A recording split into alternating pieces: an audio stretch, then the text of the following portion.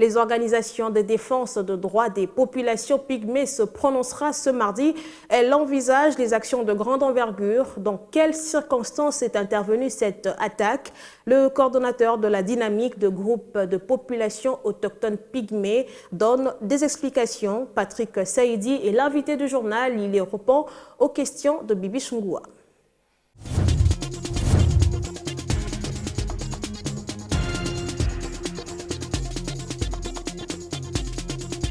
Bienvenue dans l'invité du journal. C'était un jeudi noir à Irumu, village Massine. Nous sommes donc là dans la province des Littori. 46 pygmées ont trouvé la mort. Ils ont été tués par de rebelles dans une attaque qui a duré plus ou moins 1 heure. Pour parler de ces situations, nous recevons sur ce plateau le coordonnateur de la dynamique des groupes des populations autochtones pygmées, Patrick Saïdi. Bienvenue sur ce plateau. Merci. Alors la toute première question, qu'est-ce qui s'est réellement passé?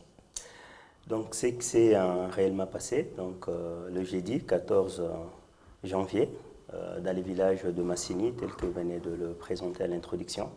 Donc, il y a eu une attaque ciblée, je dirais une attaque symétrique contre les campements des peuples autochtones pygmées, où 45 innocents, donc 46 innocents, pardon, ont trouvé la mort par décapitation.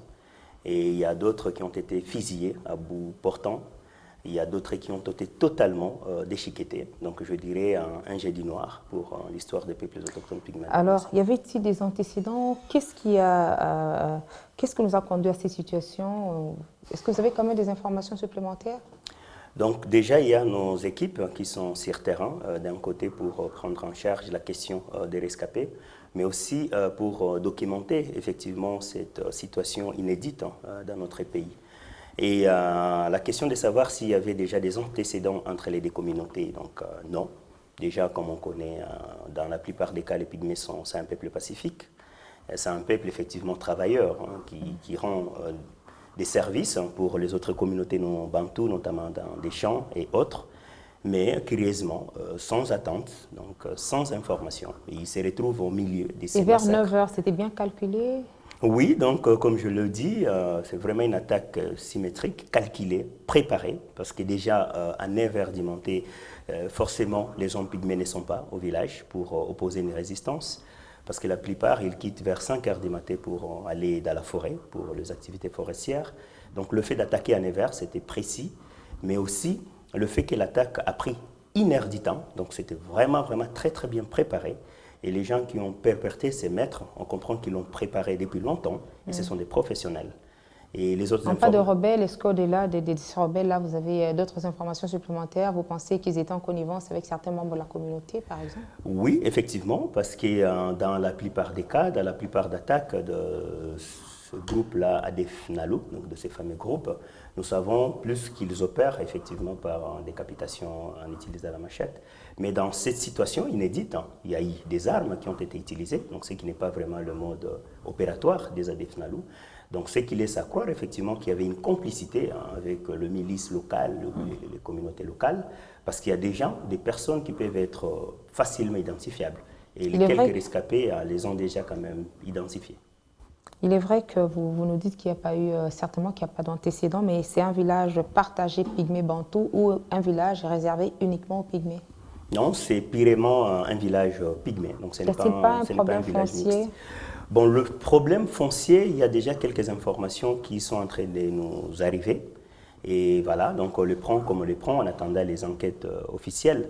Mais ce qui est sûr, d'un côté, quand on voit l'opération telle qu'elle a été menée, c'est une façon effectivement de pousser les pygmées à vider ces zones-là, parce que ce sont vraiment des zones forestières où il n'y a pas de postes de FARDC. Donc c'est aussi des zones propices pour les ADF Nalu s'ils veulent établir un QG pour continuer leurs opérations. Donc de part et d'autre, ça sert et aux communautés locales, mais aussi ça sert à ces fameux groupes des ADF Nalu. Mais est-ce que les enquêtes sont déjà en cours? Que disent les autorités compétentes? Et c'est là où c'est écœurant, c'est amer. Et ça donne un dégoût de voir un pays qui se veut être un état de droit, où on peut tuer 46 personnes comme ça, facilement. Tout le monde va à ses occupations comme si rien n'était. Au moment où nous sommes au niveau de la capitale, les institutions de la République sont là. Rien. Personne n'en parle. Et le Bureau conjoint des Nations Unies aux droits de l'homme qui... Là, je parle d'abord de l'État congolais qui a la grande responsabilité. Oui. Le peuple, ils sont d'abord congolais. Le Bureau conjoint vient en appui, effectivement, aux efforts de l'État congolais. Qui demande le renforcement des mesures sécuritaires. Je ne pense pas que c'est ça déjà ça la solution. Parce que si l'attaque a été ciblée, on a ciblé un groupe ethnique précis, on encercle un village, on décapite des gens. Donc le problème à ces points-là, ce n'est pas d'abord le renforcement de mesures sécuritaires. C'est mener des enquêtes et se rassurer qu'on ne va pas se retrouver dans un autre conflit interethnique. Nous savons tous à Ituri qu'il y a eu un grand conflit interethnique foncier qui nous a tous effectivement touchés d'une manière ou d'une autre. Ce qu'il faut d'ailleurs éviter. C'est qu'il faut éviter. Donc déjà, il faut déployer effectivement des équipes d'enquête. Donc je peux vous comprendre que les enquêtes n'ont pas encore commencé, il n'y a pas d'arrestation, jusque-là rien n'est fait. Il n'y a rien, mais c'est qu'on sait, au moins le gouvernement provincial, il a envoyé effectivement l'auditorat militaire juste pour aller procéder à l'enterrement, parce qu'on ne pouvait pas laisser ces corps ainsi, parce que le village où les campements étaient totalement vidés, actuellement il n'y a personne, mais au niveau national, silence des morts. Mais au même moment, il y a beaucoup de rescapés, parce que ce sont des familles qui ont été décimées. Et comment ils évoluent? Parce qu'on a vu quand même quelques photos sur réseaux sociaux, des photos des pygmées prises en charge dans certains centres hospitaliers. Oui, donc quelques rescapés, donc notamment la dame qui a une blessure par balle et qui a survécu et qui nous fournit quand même des informations importantes. Donc déjà, c'est nos efforts. Donc c'est les efforts des ONG, les efforts des organisations qui travaillent en faveur des peuples autochtones pygmées, donc quelques premiers soins qu'on a procurés donc à la dame et aux enfants qui étaient blessés.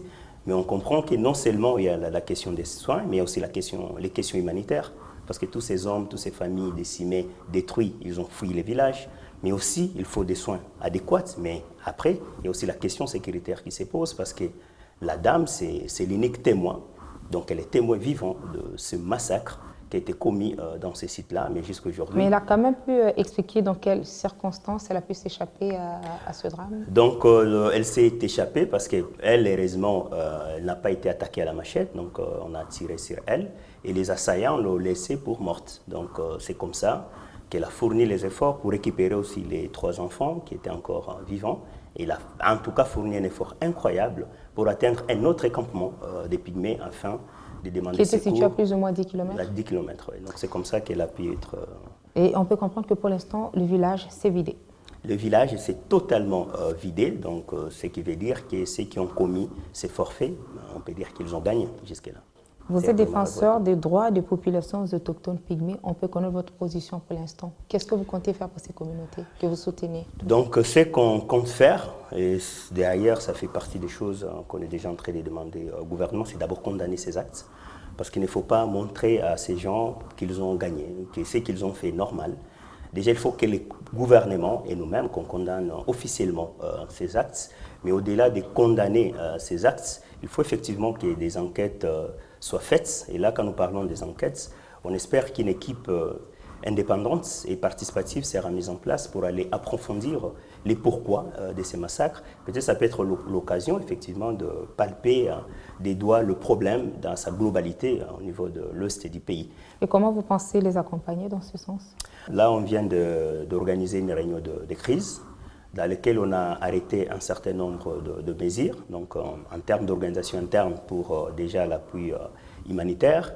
On est déjà en train de réfléchir sur la documentation de cette situation-là pour initier une plainte contre X au niveau du parquet général de la République.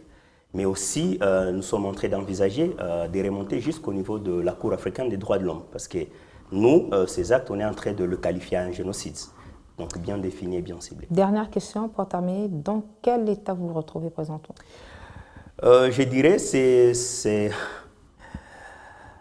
c'est un état effectivement de désolation. Je sais que le pays est en train de fournir des efforts avec des belles visions de développement, des visions de nous amener vers d'autres horizons. Mais je me dis, il n'y a pas de développement sans peuple, il n'y a pas de développement sans garantir l'intégrité territoriale. Donc si vraiment les politiques ne se réveillent pas, j'espère que cette vision, ils finiront par la faire entre eux et dans un petit groupe. Merci beaucoup, M. Patrick Saïdi. Je rappelle que vous êtes coordonnateur de la dynamique des groupes des populations autochtones pygmées. C'est moi qui vous remercie. Merci d'avoir été de nôtre. À la prochaine. Merci.